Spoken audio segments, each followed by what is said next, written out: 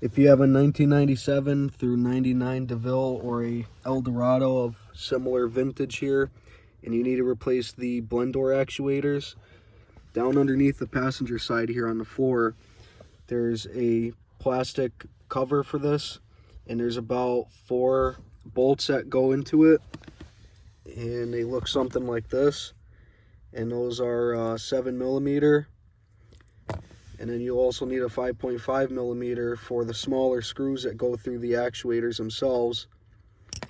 The one that's on the bottom is for the driver's side, and then the one that's behind the glove box is for the passenger side.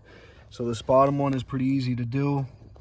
Take the 2 screws out, you pop the rod out of the plastic clip there, and then there's an electrical connector on the back side. So it's pretty simple there. And then when you go to reinstall the new one, you'll want to put the connector in, put your temperature either all the way cold or all the way warm, and then that'll kind of give you an idea of where to put the rod back in a clip, unless you kind of mark it with a marker or something. And then, let's see, oh boy. So glove box, you got a screw here and a screw there, and you got 2 on each side. I think mine had a plastic, like a cover over it. So you take those 4 out. It's a torx. Looks something like this one here. I don't know the exact size, but it's a smaller one. And then you'll definitely want your battery disconnected just for safety, because the airbag is in here. Let's see.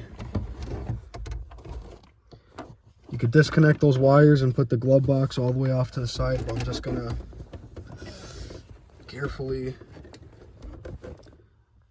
lean it up to the side like that. And then you got all the access right here. The blend door up here, this is for the passenger side. It's a little tight to get to when you take the screws out. Let's see. You got that gold screw there on the left. That one's not that bad. And there's one over here, back there. That one's a little bit to get to. I guess that's like an insulation thing for the airbag.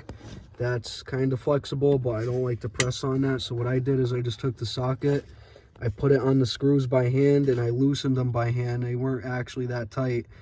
Might be tighter on your car if they've never been removed before, but if you could try to get a ratchet in there, you could do that. My other car, I didn't have an issue, but this car was a little bit of a pain.